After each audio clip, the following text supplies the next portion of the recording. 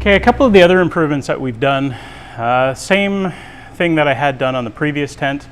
One of the problems I noticed with, I think it's all rooftop tents to be very honest, is in order for them to fold properly, they can't have a lot of space between the Rainfly and the tent itself. So they have these cross members inside.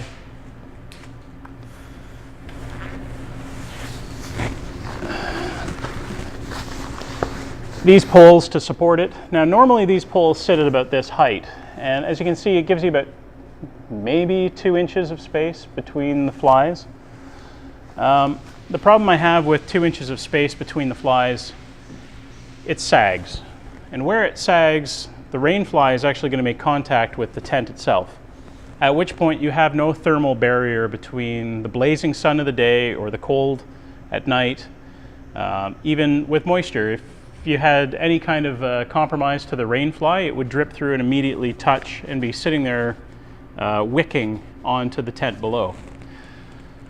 A good Rainfly on a tent should be about 6 inches above the tent material itself.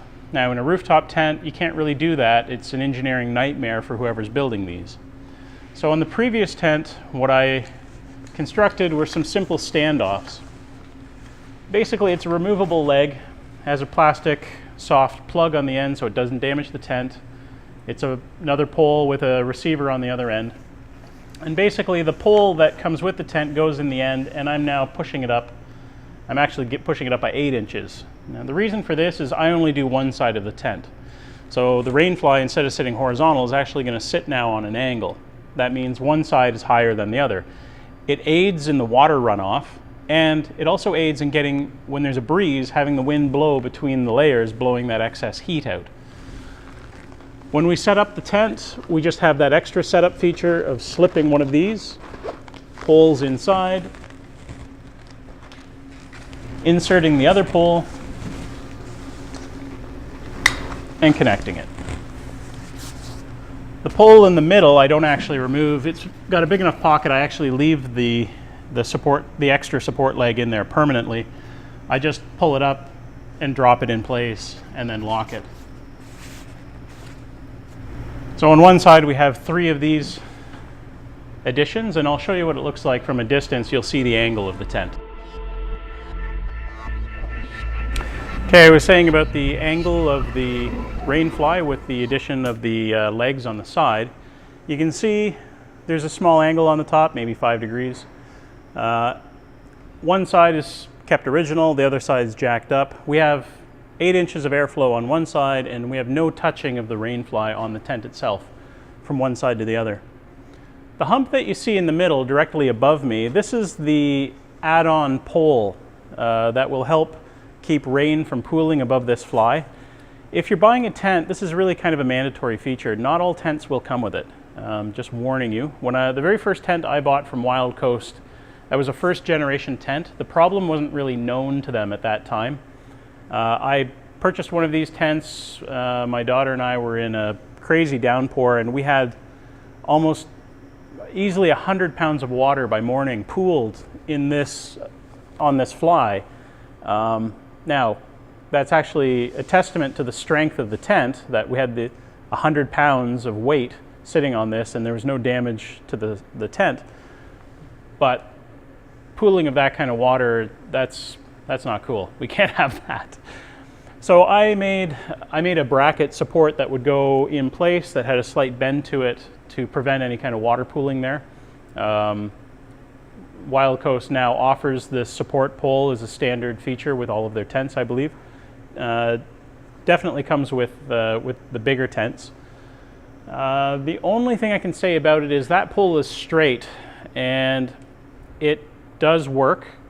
I just like to have a little bit more runoff. So I've taken their pole and I've actually given it a slight bend.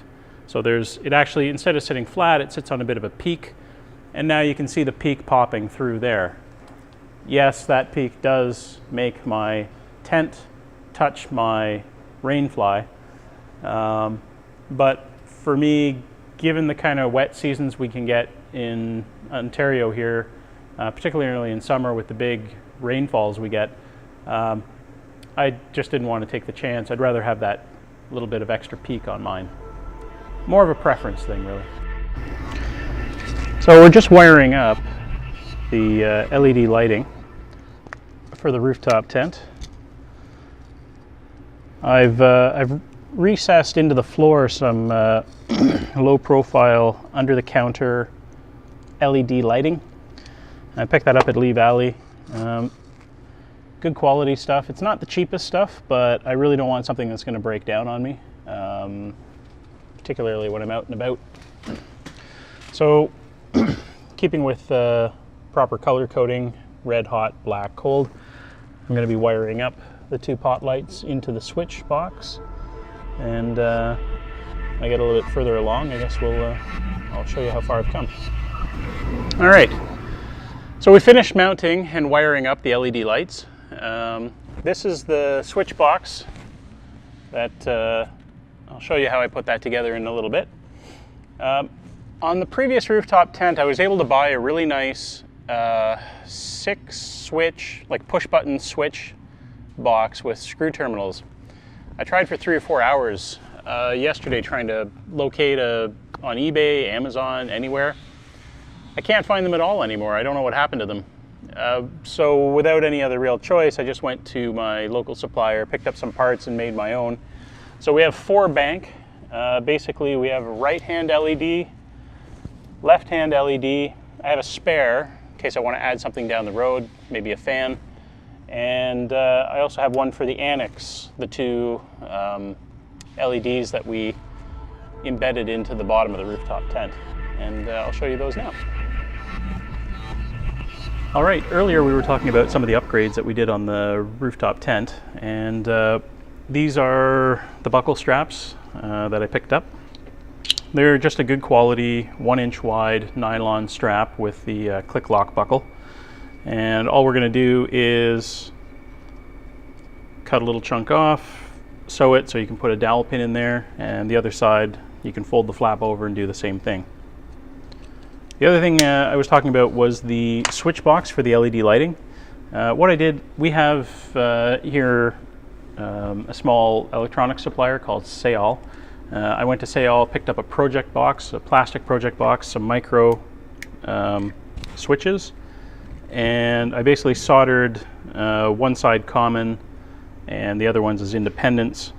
So this will give me 1 power lead into the switch box and then 4 independents out. I also picked up a simple dimmer from eBay.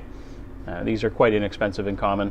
I'm not 100% sure that I need this yet, but I guess we'll find out when we get further along. These are the LED lights that we've installed underneath. We have this nice stainless decorative ring.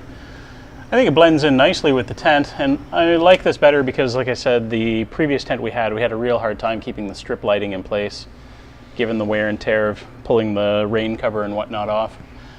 Be very cautious if you intend to install strip lighting in here. The material is only about 1 inch thick, and you kind of need to know a little bit about what you're doing with that one. Or look at the Lee Valley website. You can order these LEDs directly from them. They fit really well, actually, I have to say.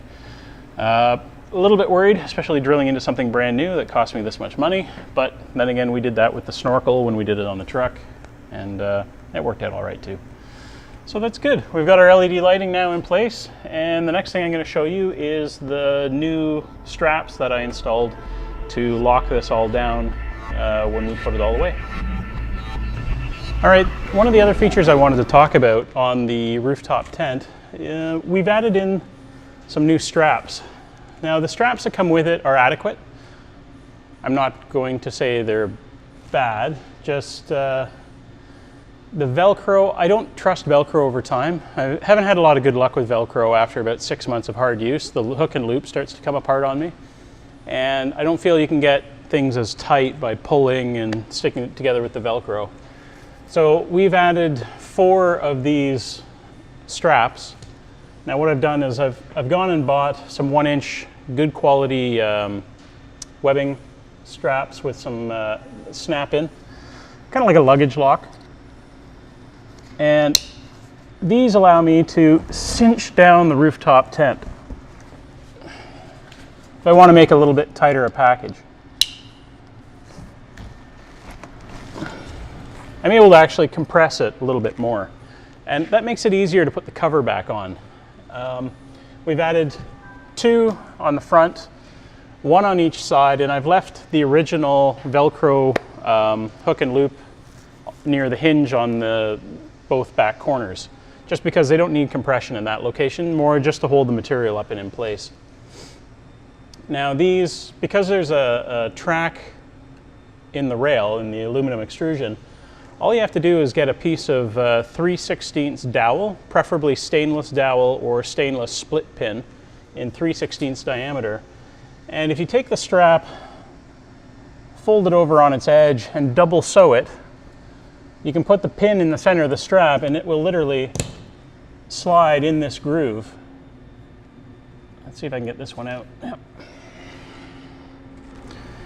So basically what we have is a 3/16 stainless dowel, my double stitched strap. I simply put it in the middle.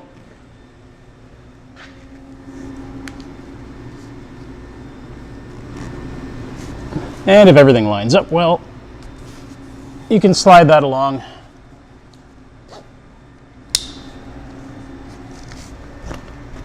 And cinch it in.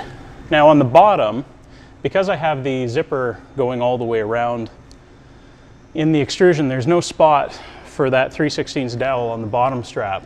And what I've done with that one, I've made the same loop, but I took a piece of 1/8 by 1/2 inch stainless steel bar, drilled a couple of holes in it, and I've drilled and tapped into the aluminum extrusion in the dead center and bolted it in place with some stainless hardware. Here's a better shot of what I was talking about with the 1-inch webbing. You can see I've just added a stainless steel plate with some 1024 button head cap screws, also in stainless. And that's been bolted into the extrusion to hold the base. Very easy to undo when you get to the site and you want to open the unit up. And then if you want to cinch it down when you go to put it away, easy. I prefer this method. Again, there's nothing wrong with these straps. They work. I just have my personal preference. I like to be able to compress my bundle and make it a little easier for myself. So I've gone ahead and upgraded this tent to this kind of strapping system. Overall, we're really happy with the tent. I think we're going to get quite a few good years out of this one. Okay, one more thing I wanted to mention about improvements on the Wild Coast tents on the Generation 3. They've gotten rid of the same kind of Velcro hook and loop fastening system for the rain cover. They've gone with 4 straps that come all the way over the tent mounted from underneath. And they've got, look like nickel plated or chrome plated pull cinch tabs or cinch buckles. And they're quite easy. Actually, it's a fantastic improvement on the previous. I can generally say, I think that's a lot better than the older ones. Material, I'm always a little bit worried about pulling too hard and damaging the rubber cover. The last tent we had, we put little plastic corner brackets like you would find with shipping containers on there. I would have to find 8 of them now to cover the tent. I used to have just 2 straps here, but they're 1.5 inches wide, sort of like a ratchet style. But I think we're going to run with this for a year or 2 and see how they hold up.